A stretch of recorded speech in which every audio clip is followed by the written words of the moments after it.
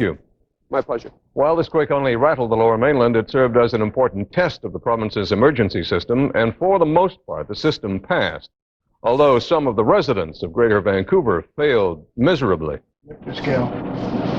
And there doesn't appear to be much damage in the city of Vancouver at this time. After the earth rumbled and the building shook, the phones began to ring off the hook.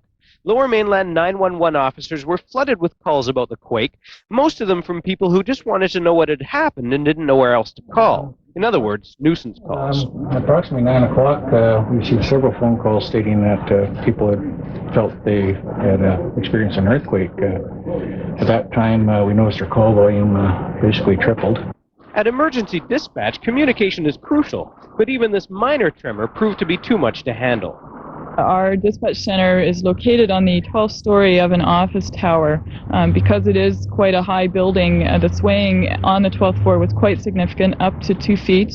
And at the time, the charge dispatcher made the decision to evacuate the building because we did not know if this was the first of many shocks or if this would be the only one. Then where did they go? Using cellular phones and portable radios, they were able to maintain dispatching while en route to the secondary center, which is located in a nearby ambulance station. What would have happened if we didn't have those cellular phones and if this was a big earthquake that hit Vancouver specifically? We would have lost our capability to dispatch ambulances for a length of time. It's not known how quickly we would have been able to have gotten back online. Does this mean that with the present system that is in place that we are not ready for an earthquake? No, the backup plan as it quit. Well, as you know now, this quake registered 5.5 on the Richter scale, but just how strong is that, and how close is it to reaching destructive strength? Brian Coxford looks at the Richter scale and the science of earthquakes. The old Queensboro Bridge in New Westminster, a testing point for earthquake vibrations. It was wired 3 months ago, and UBC civil engineers who measure this report there was no significant sign of shaking here during last night's quake. At the university's earthquake lab, a simulator shows the kind of movement a building might undergo at the center of a quake of that force. This is close at about 5 on the Richter scale. Again, being close to the epicenter would be the ground motion you might anticipate seeing. It's one of the most exciting times because in addition to the potential damage that might occur during an earthquake, the amount of information that one can collect from the scientific point of view is tremendous. So a smaller earthquake will be represented by a small amount of sliding relatively, whereas a big earthquake will represent a large amount of sliding. Last night's quake was 5.5 on the Richter scale. The simulator is accelerated to 6.5.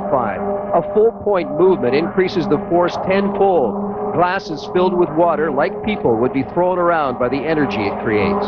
Again, you get into soil conditions, building construction types will have different damage accordingly. It's nothing's written in stone, if you will, how things are going to react during an earthquake. It began with a rumble and became a huge roar. In Kobe, Japan last year, it took a quake measuring 7.2 on the Richter scale just 20 seconds to rock their world. Soil conditions and old-style construction played a big role in the amount of damage here. In Vancouver, the National Building Code mandates new high-rises must be strong enough to withstand a quake the size of the one in Kobe. And while the experts concede the big one will eventually come, no one knows for sure if our buildings will stand up.